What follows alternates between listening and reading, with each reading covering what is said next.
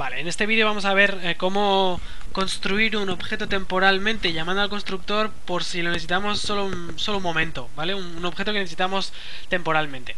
Vale, el ejemplo es muy sencillo. Yo tengo aquí una clase, bueno, una estructura de hecho, ¿no? Un struct, pero fijaos que tiene un constructor aquí, ¿no?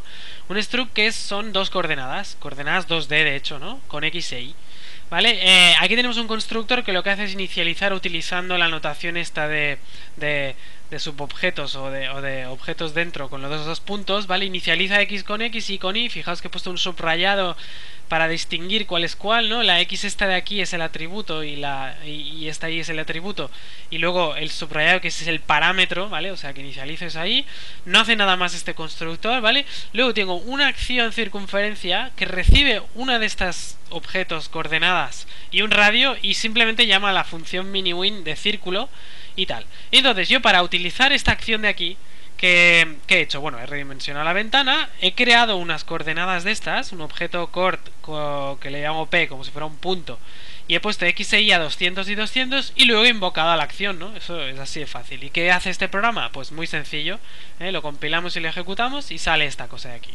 Un circulito, una circunferencia centrada en 200, 200, el radio es 10, el que he dicho yo, circunferencia aquí 10, fijaos que si pongo aquí 30 pues sale otra cosa, pam, ya está, 30 es eso, y ya está, no tiene más el programa. Entonces, lo que yo quiero explicar ahora aquí es, bueno, tú tienes esta acción de aquí, voy circunferencia, cuyo primer parámetro es cort pos, o sea, es un objeto de clase cort, o de estructura cort, es igual, de clase cort, que tiene dos campos dentro y así los obtienes y tal y cual. Ok, pero claro, ¿cómo la llamo yo a esta función? Pues bueno, tengo que crear un objeto aquí y llamar y tal. Entonces lo que yo os quería convencer ahora, o como mínimo deciros que existe esta forma, es que este objeto P de aquí realmente solo está utilizándose para poder llamar a circunferencia con el valor 200, 200. No es más que eso, ¿sí o no?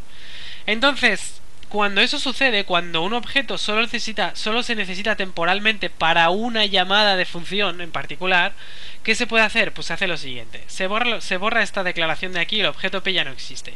Y en su lugar se pone una llamada directa al constructor de la clase cort, así, ¿vale?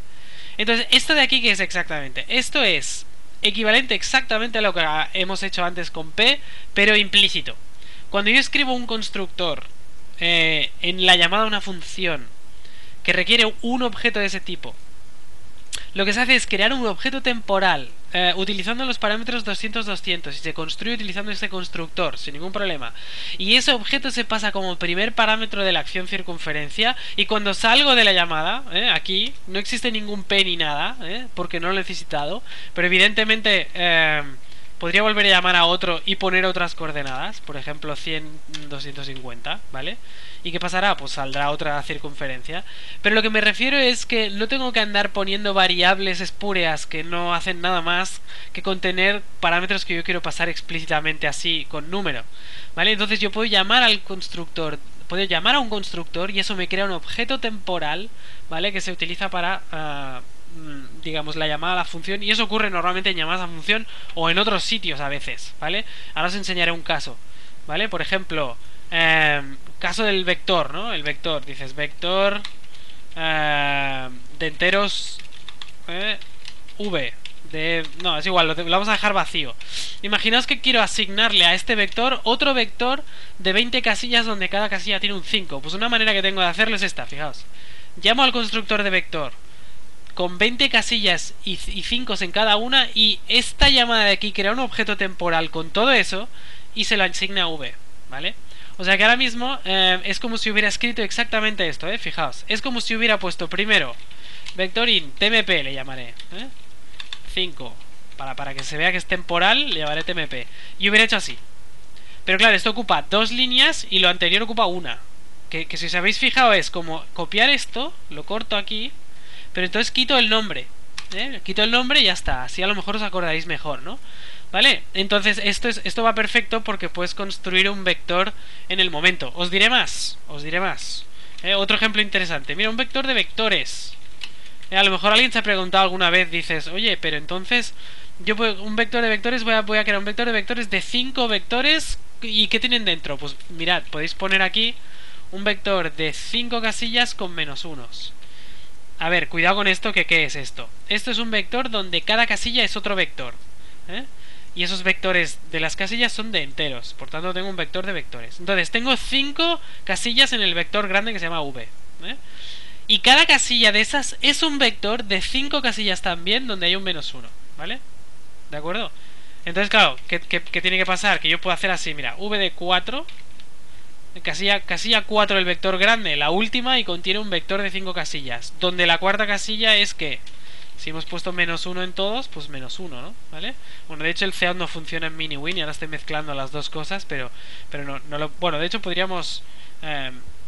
Teníamos que poder mostrarlo por la ventana de MiniWin, pero es igual, tampoco pasa nada, ¿no?